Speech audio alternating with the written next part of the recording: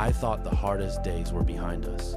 After our parents died in a fire 7 years ago, my sister, Chloe, and I survived only because we clung to each other. We went through hell, custody battles, lawsuits, therapy, debt. I became her father, mother, and big brother all at once. She was fragile, and I was her rock. When she cried at night, remembering the smell of burning, I held her hand until she fell asleep. We were everything to each other. It seemed this bond, forged in grief, was unbreakable. And then I met Amelia.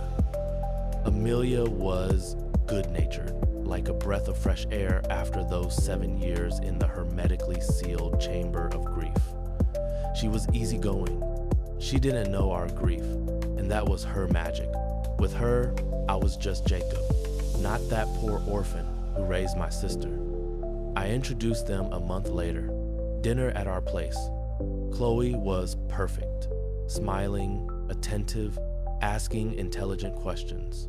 She's wonderful, Jake, she told me later, clearing the dishes. And not at all like us. You don't get bored with her, do you? It was the first, barely audible warning sign. Not like us isn't a compliment. It's a label. Alien. At first, Chloe simply cared. She sent me articles, how to recognize a narcissist in a relationship, after Amelia jokingly posted an awkward photo of me on Instagram. Emotional dependency, when love becomes a prison. When I canceled our traditional Sunday movie date with Chloe to go to a festival with Amelia.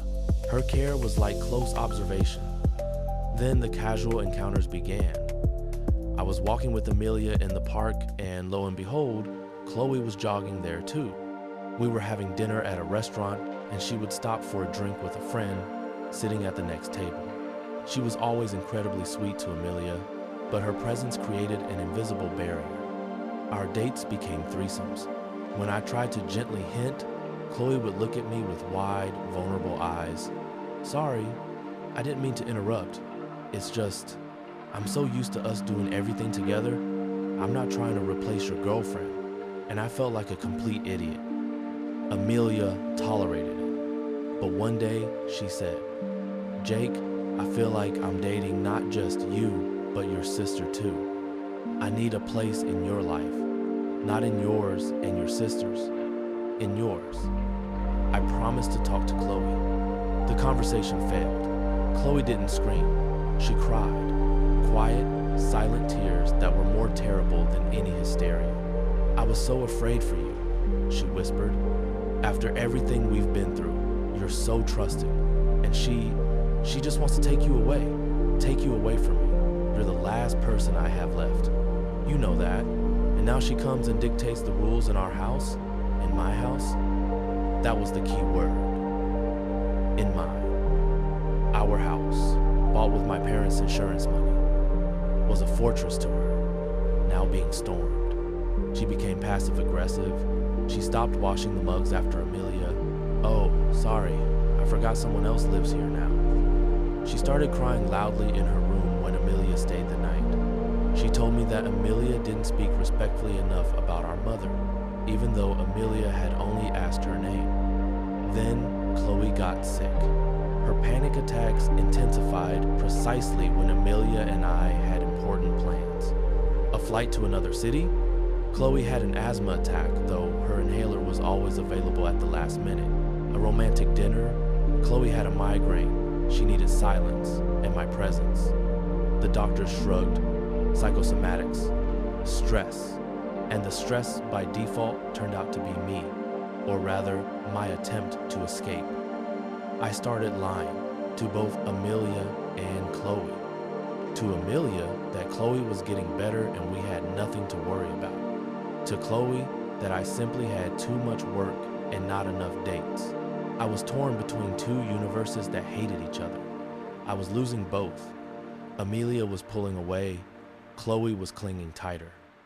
I saved up and booked a week's vacation at a lake house for Amelia and me. It was my gesture, my attempt to make things right. Chloe found out 2 days before we left. She didn't say a word. The night before we left, I heard muffled sobs and the sounds of vomiting in her room. I burst in. She was lying on the bathroom floor, deathly pale, surrounded by empty blister packs of her weak antidepressants. I don't want to be a burden, she croaked. Go, be happy.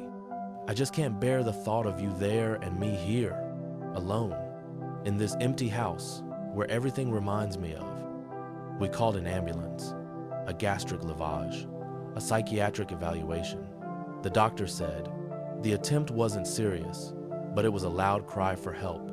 Amelia, of course, went alone. She wrote to me, Jake, she will always choose between you and me, and you will always choose her. I'm tired of being the cause of other people's suffering. Goodbye. After returning from the hospital, Chloe was quiet, submissive, guilty. I'm sorry. I messed everything up. I didn't mean to. I couldn't control myself. She became the perfect sister. She cooked, cleaned, and kept quiet. She didn't mention Amelia. It seemed we were back in our old, safe, lonely days. I was exhausted, devastated, but with her, I felt relief. No more fighting, no more choices. The choice had been made for me, almost at the cost of my life. And a month later, I found something in her inbox on her laptop. She'd asked me to check why it was slowing down. Unsent, addressed to Amelia. I opened it. The date was set for the day of her attempt. Amelia, if you're reading this, it means I couldn't do it. But I want you to know the truth. Jacob will never truly be with you. His soul is bound to me. Not out of pity, not out of love. Not out of love that has withstood fire and death. You are simply salvation, rest. But his home is here, with me. And every time you kiss him, he will feel my tears. When you laugh with him, he will hear my echo in this empty apartment. You failed before you even started. Go.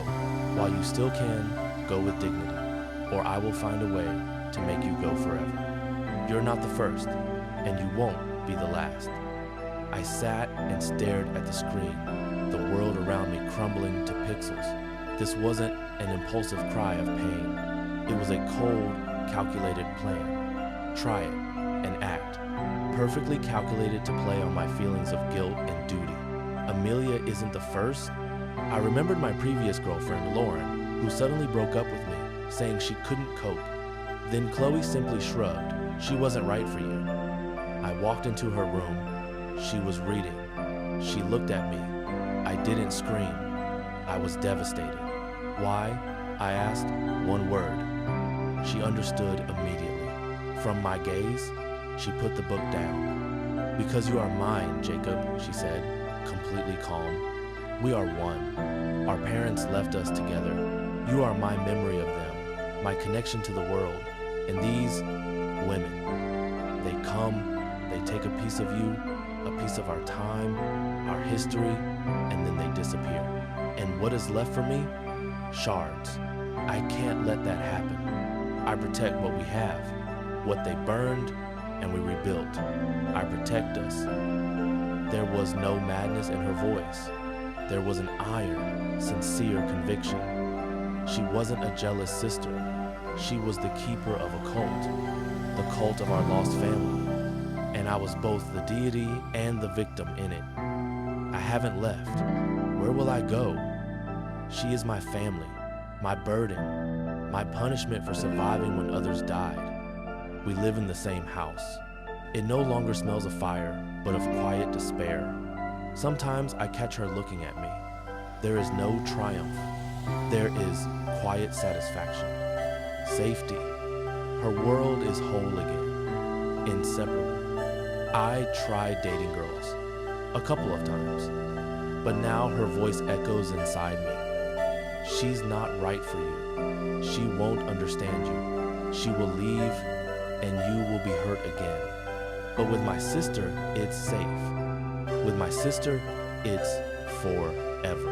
And I return home, to our dinner for two, to our silence, louder than any words, to her smile that says, "See, I told you so." just us, always. And tomorrow will be a new day, and we'll have breakfast together again. And I'll ask how she slept, and she'll smile, and the walls of our house will become a little thicker. And I'll ask how she slept, and she'll smile, and the walls of our house will become a little thicker.